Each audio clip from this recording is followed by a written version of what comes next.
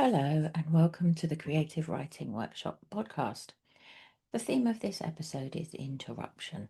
You'll need a pen and paper or the notes app on your phone.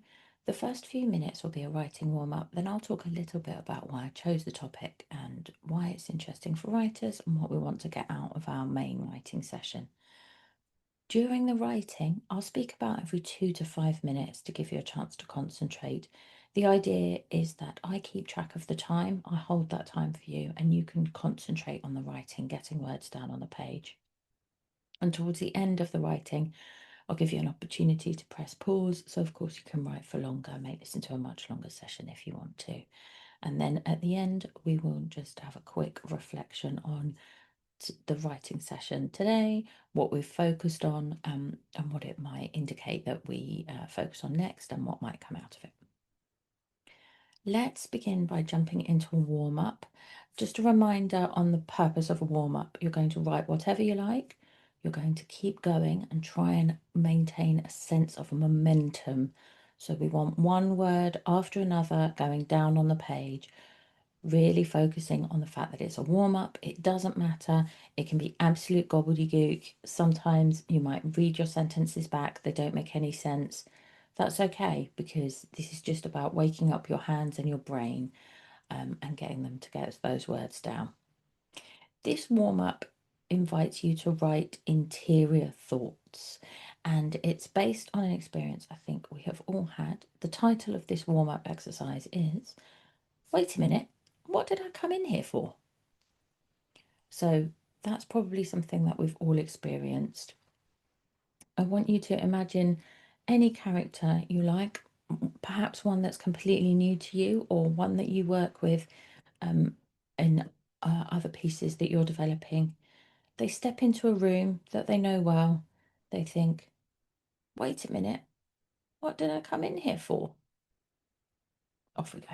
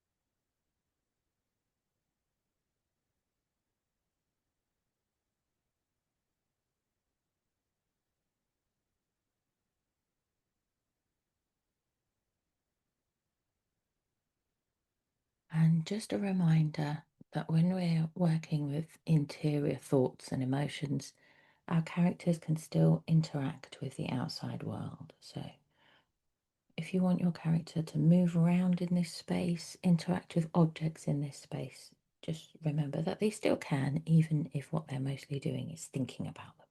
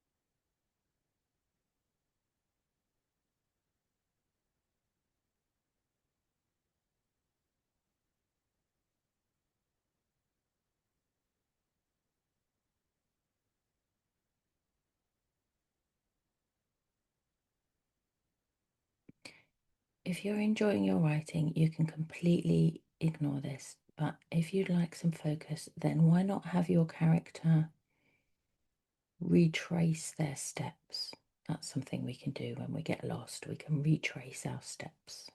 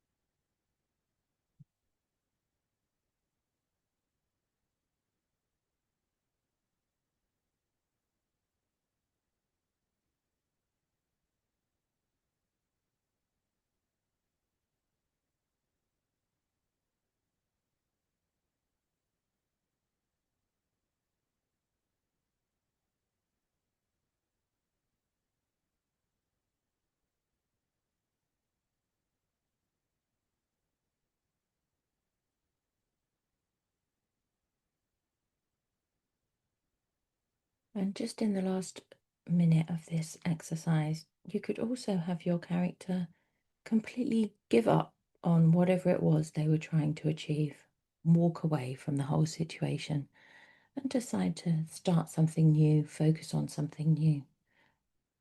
Of course, it's often at that point we remember what we were trying to do before.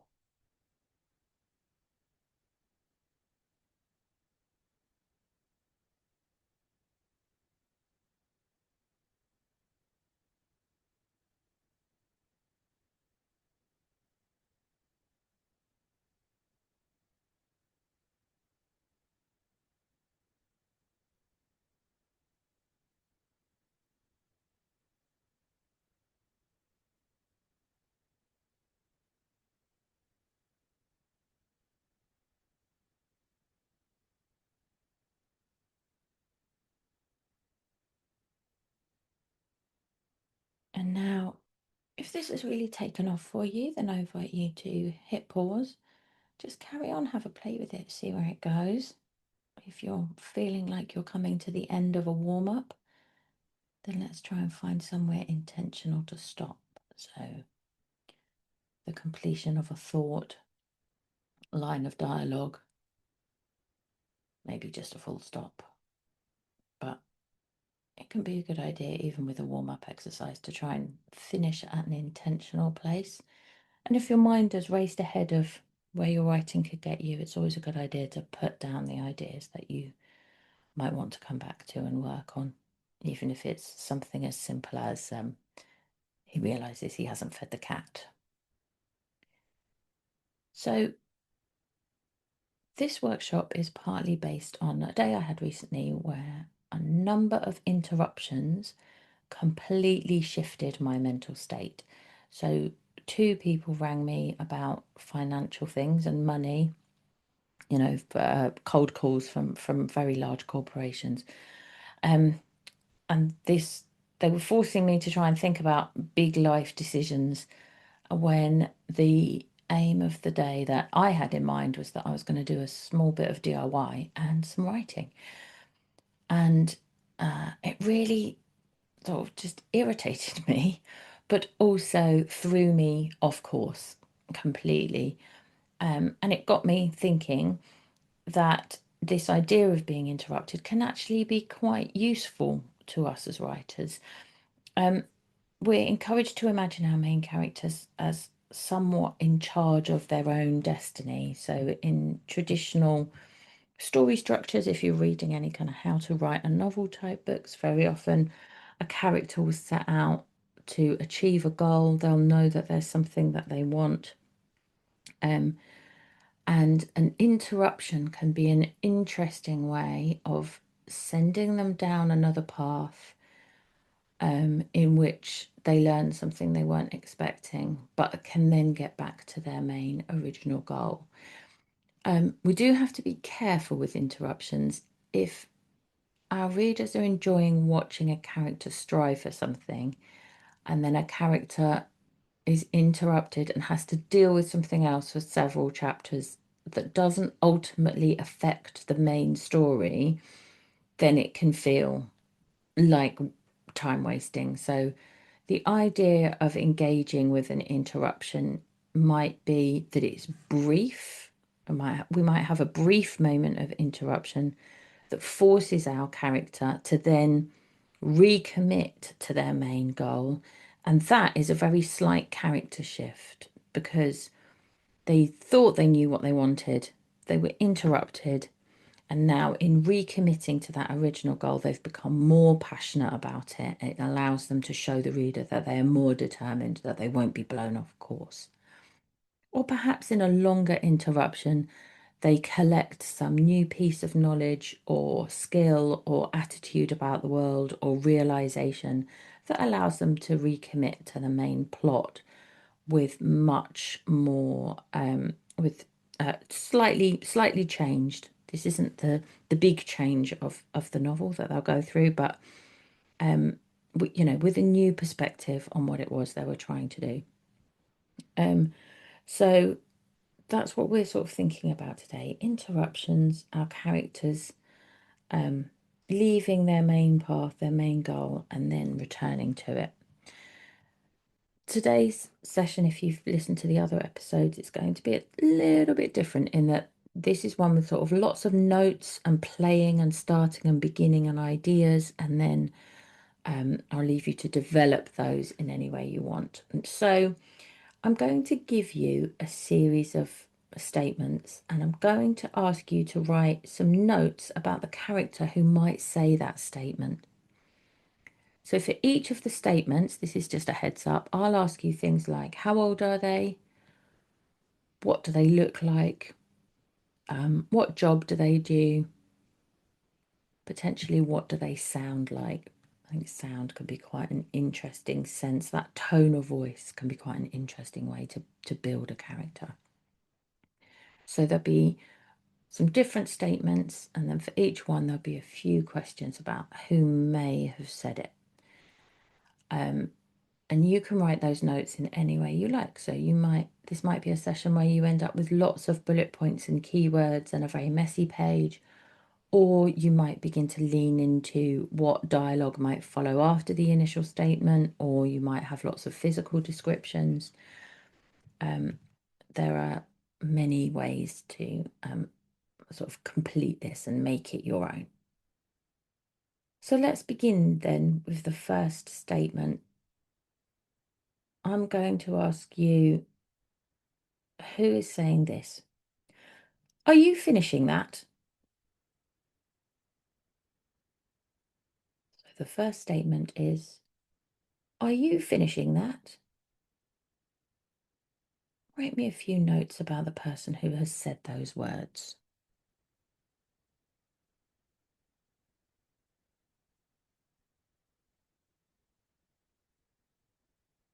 So let's make sure we know how old they are.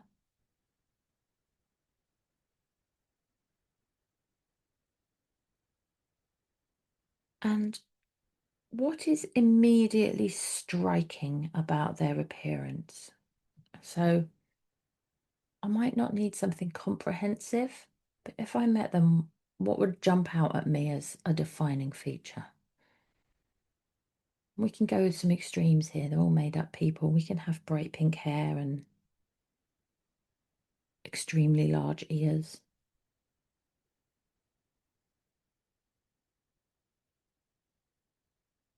What job do they do? Sometimes with characters, these side characters who interrupt our main character, their job might be the reason for the interaction. So that might be an important thing for us to know.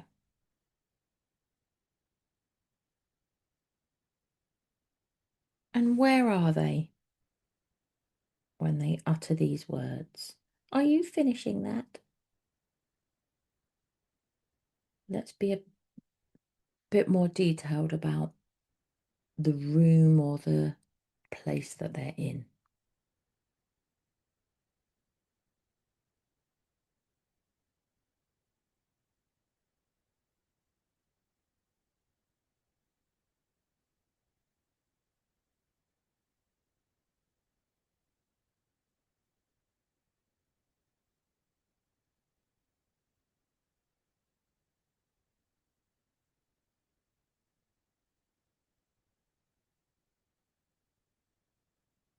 great. Here comes another statement. So now we're just going to leave the character we just created to one side. We're going to start with somebody completely new. This is a very sketching kind of a workshop. So here is a second statement. I think you can do a lot better.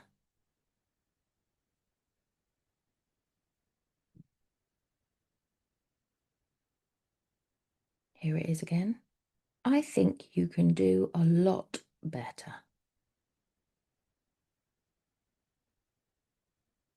Let's start with this person thinking about their tone of voice and perhaps the emotion behind the statement.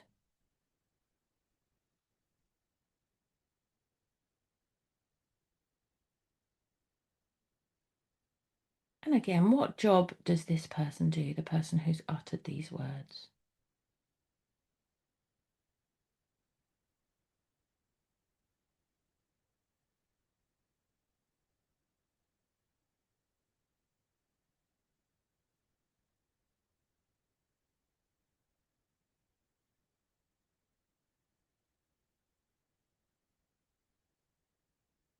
I'd like to know about the setting that they're in.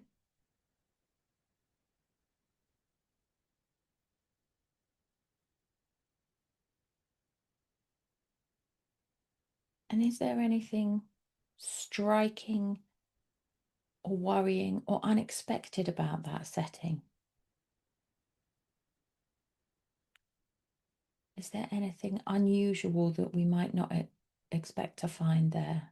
So if I imagine an airport, I know I'm going to have lines of seats and tired travellers and a busy cafe. But what else can I have that I'm not expecting to find there? Let's make sure we know exactly how old this person is. I think when I was a beginner writer, I used to write a lot of characters who were like roughly in their 30s or roughly in their 20s. And then a writing teacher pointed out to me that 22 is quite different from 25, is different from 31 or 39. Our age, even just a couple of years, can make a real difference to our attitude about the world, whether or not we look down on people or look up to them. And let's jot down a few details about this person's appearance, perhaps making sure we know their clothes. Are their clothes the result of their choices? Are they wearing some kind of uniform? If they are wearing a uniform, have they messed with it or personalised it in any way?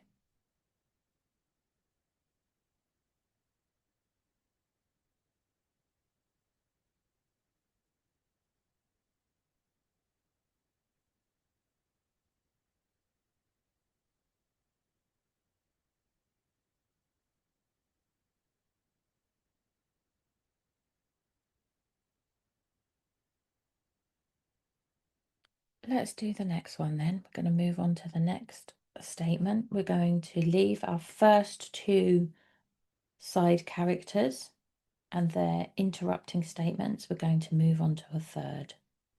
And the third statement is, step back a bit, please. Step back a bit, please. That's our third statement. Let's start out this character by giving them a name.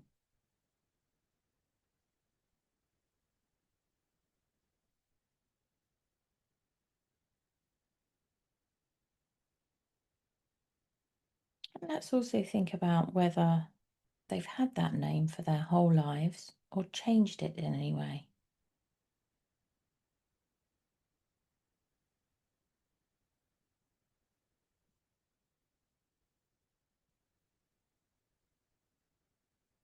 Let's make sure we know what job they do.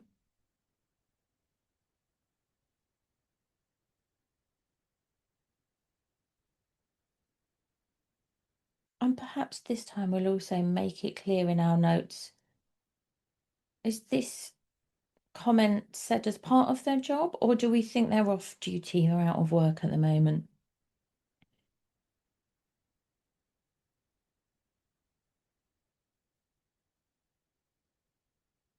Is this person very tall or very short? And note that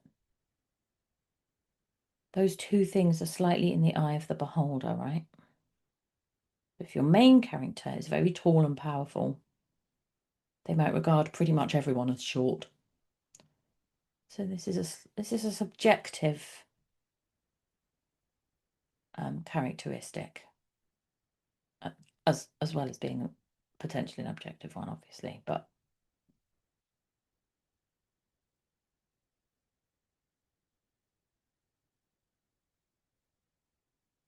now we're going to be really kind of loose and woolly with them. What's their vibe? What do they bring to a room when they enter it? Are they a sort of fierce, dominating, permanently disappointed, irritated, judgmental person? Are they bright and shiny to the point of being annoying? They never shut up. They always have energy. Or is this someone who's just very calm and kind of brings that attitude of calm with them and allows other people to settle into their sort of sphere of being chilled out?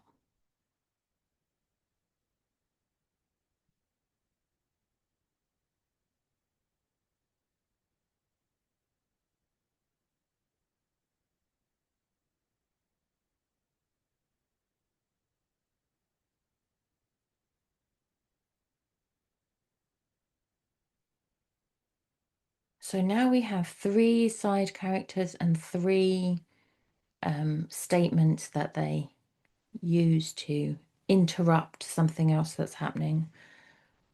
Let's create somebody entirely new. And with this one, I invite you to either really try and step away from any kind of cliche that occurs to you. Try to make this person really real and sympathetic, or you can go the other way. You can lean into a really enormous, comic, unserious, cliched character. But I'd like you to be intentional about what you're creating and know after I've given you the statement which way you're going to go. So the next statement is said in person. I just need to go through some security details.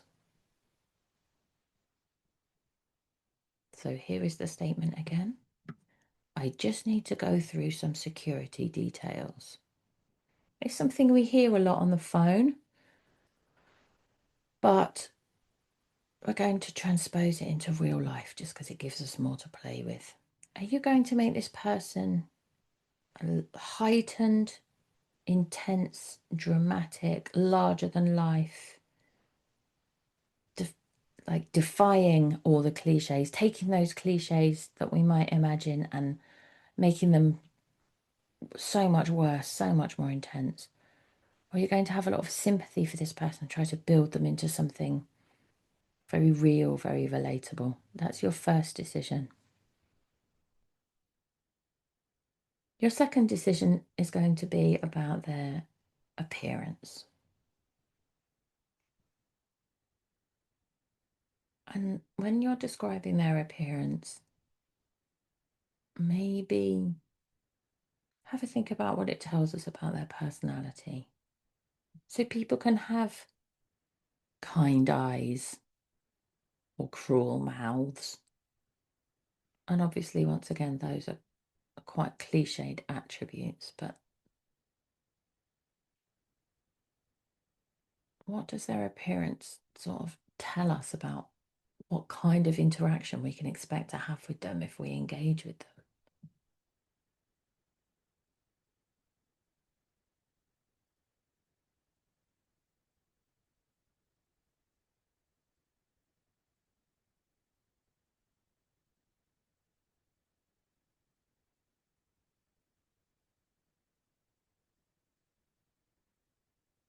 And now let's have a think about how chaotic or precise they are. We can locate them somewhere on that spectrum. This phrase might lead us immediately to someone kind of officious, but that's not always the person underneath the phrase, is it? Lots of people have jobs where they have to say these funny things to other people. I'm sure you can be a kind of slacker, lackadaisical airport security person.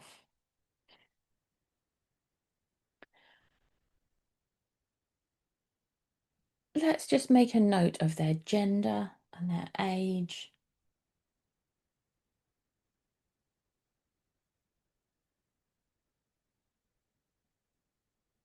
But maybe we can flesh them out a bit by thinking about what they would rather be doing. As this person says these words, I just need to go through some security details. What would they rather be doing? We know that the person they're saying it to would probably rather be somewhere else, but let's have a think about their interior life, what they daydream about, what they want to get back to, what's preoccupying them at the moment.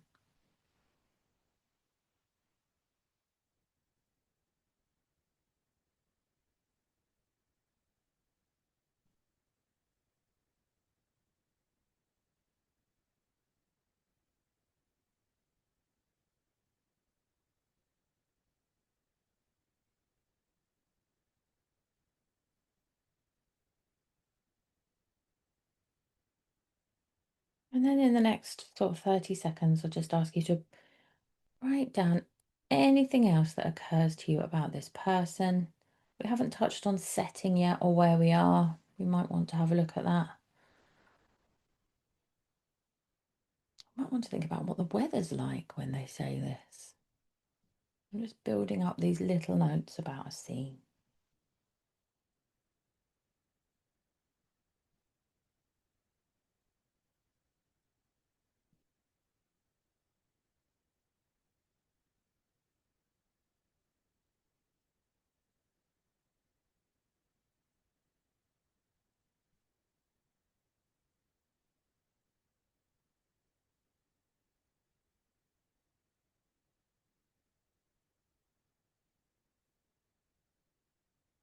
And now we've created 4 different interruptions, 4 different side characters. We're going to do one last one.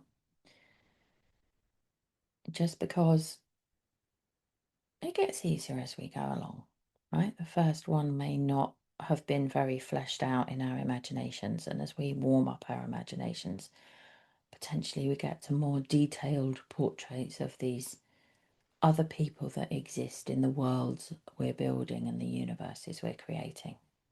So here is our last phrase. There's nothing to worry about. I shall say it again for you. There's nothing to worry about.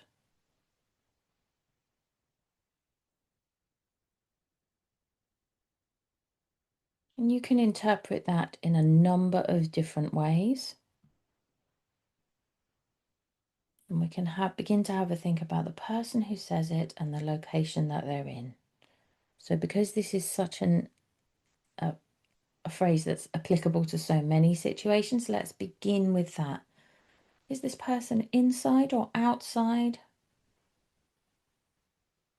What's the temperature like and the weather where they're standing or sitting?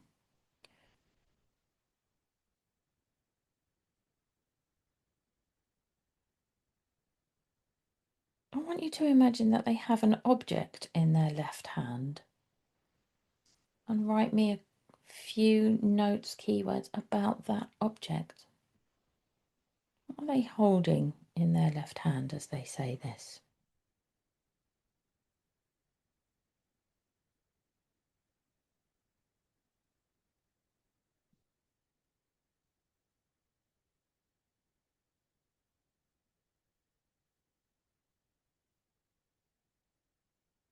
Does this person strike those around them as immediately powerful and athletic and strong, or perhaps a bit softer, more intellectual, sort of fuzzy around the edges, comforting. No, do they inspire leadership, or are they someone that might appear to be more in the vein of asking for help? We make all these judgments about people without ever getting to know them.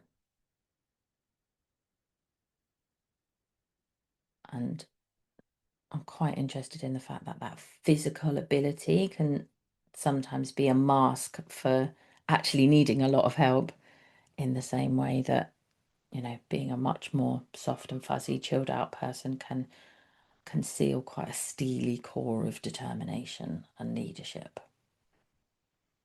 So what would we immediately think about that person, and would it be the right thing?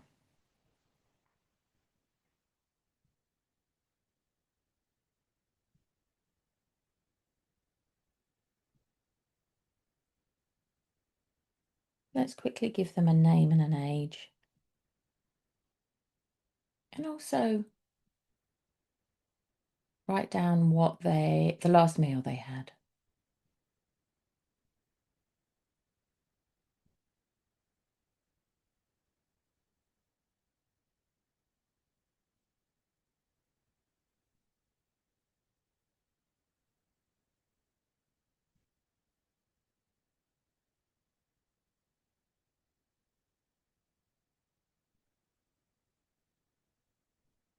Let's have a think about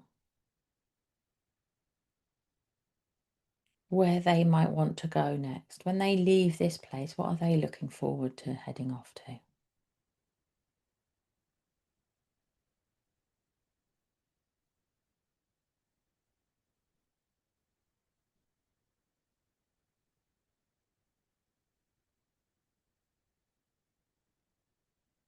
And now we can finish sketching out that person, that location. And we can have a look back through 5 different interruptions and 5 different characters and locations. And I'm going to invite you to pick one and simply carry on the scene from the opening statement that they said. So they might have said, "Are you finishing that?" Or, "I think you can do a lot better." Or, "Step back a bit, please." Or, "I just need to go through some security details." Or, "There's nothing to worry about." Let's just begin there and build on our notes with actual sentences, physical description, thoughts and interiority. Let's just see where the scene begins to go. And remember, they don't have to be the main character. They can be someone who interrupts your main character.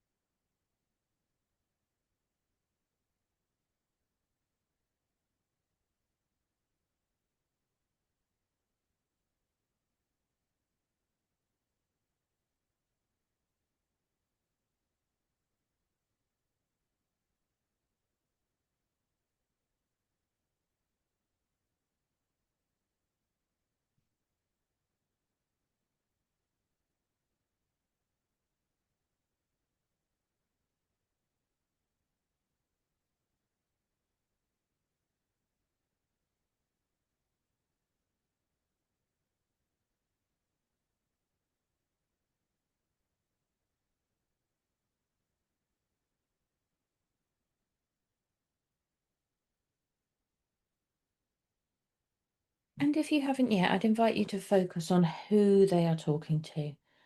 So this person can react in any number of ways. They can be flustered or bamboozled, very confused. They can be irritated or angry or argumentative. That's completely up to you. If you haven't yet, I invite you to focus on that other person.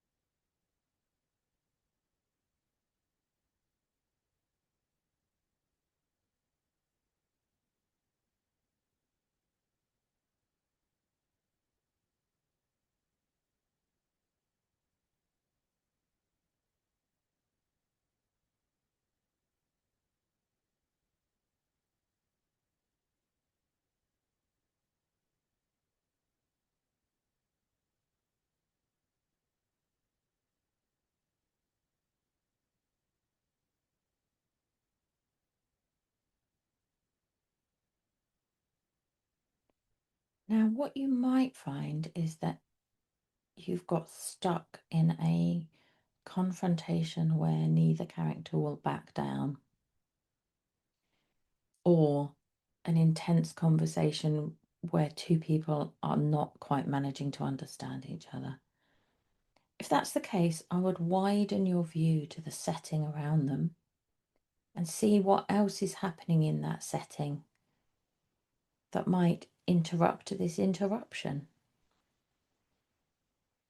But obviously, you can ignore me if you're just enjoying the scene that's playing out.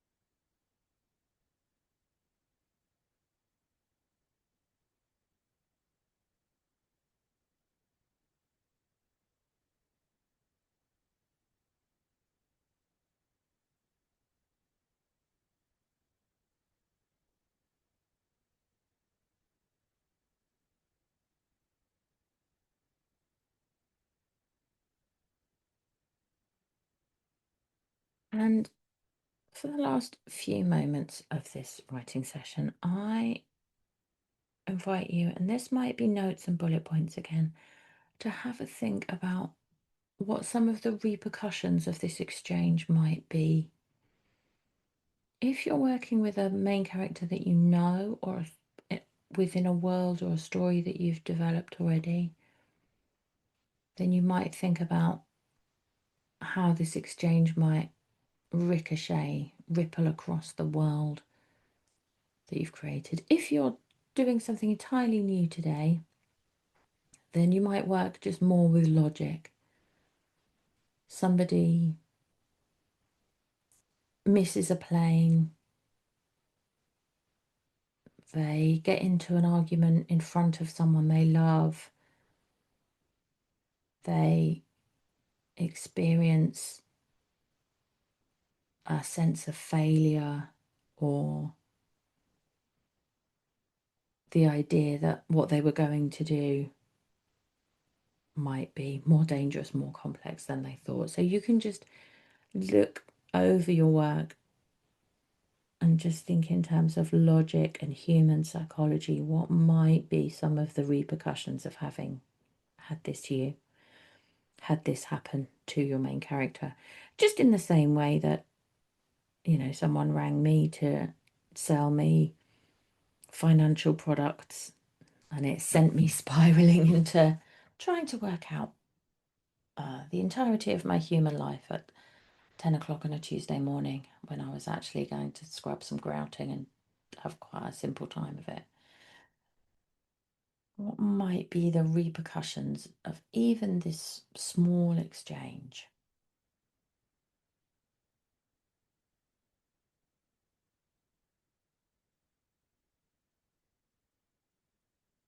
And now, just in the final couple of minutes, we'll have a think about what we've written. We'll reflect on how it might work. Today, I invited you to have a think about what happens when a main character is interrupted, forced off the path that they thought they were following by even something, quite an interaction that can seem quite small and inconsequential can have consequences, especially, of course, if you have a character who is on a strict deadline. If you're writing a thriller and there's a time element or a quest and it has to be completed, by the full moon, then these interruptions have a sort of slightly wider significance, right? Like even if what they do is slow your character down, if speed is of the essence, that'll be interesting for your reader. You might want to consider where an interruption happens. Obviously, it can happen at the beginning of a story. It can be the incident that happens to your character that sends them off on something that they weren't expecting. Maybe it's the middle of a story and it serves to up the stakes, get them to recommit to what they're trying to do in a much more conscious way. Or maybe it's the end of a story, so it looks like everything is about to be wrapped up neatly, but suddenly, there's one last interruption that sends them off course and back again. Maybe this small interruption opens up an entirely new vista for your character, a new journey, something they want to do. My only advice, if you do that in the middle, is you want to make sure that the reader doesn't feel that they squandered the beginning of the story, because they will have got excited about whatever your character was trying to achieve. So they don't want to be thinking like it's a rug pull, like suddenly none of the things they've read mattered. And of course, it can be used at the end of a story to begin to set up a sequel. So whatever your character has achieved by the end of your novel, if someone says to them, I think you can do a lot better, or if someone says to them, there's nothing to worry about, but, then your readers can have the idea that you might be heading towards a sequel for this story. But yeah, I think it's just interesting to think about the fact that our characters don't only need to have interactions that 100% serve the plot of the story. Because our stories are character driven, their interactions with other people might have sort of psychological repercussions in terms of them ruminating on them, learning about something about themselves. I think that can all be very interesting. When you're reading back through your work, have a look at these 5 different characters. Are there things that are similar about them? Are they all very different? Have you written 5 men or 5 women? Have you stuck closely to one kind of age group? What would happen if you picked out one of these characters and made them much older, at least 90? What would happen if you picked out one of these characters and made them very young? as always, read back through your work and just put a star in the margin or draw around anything that jumps out at you as particularly interesting. And today we were working with a lot more concepts, so it might not be a phrase or a line of dialogue or a set of words. It might actually be an idea. Or you might, at the end of this episode that was all about very quickly sketching people in, decide that there's one character here who's worth following in a little more detail, even if they don't have a story of their own. Perhaps this interruption means that they grow into a much more important side character. Maybe we're not just going to leave them wherever it was they appeared. Perhaps they'll accompany your main character on a lot more of their metaphorical journey. As always, I hope you enjoyed the writing sessions. I hope you got something out of it. If you're listening on a platform that allows you to comment and you want to leave some feedback on the session, then absolutely do leave feedback because it helps me make them better. And I look forward to seeing you next time.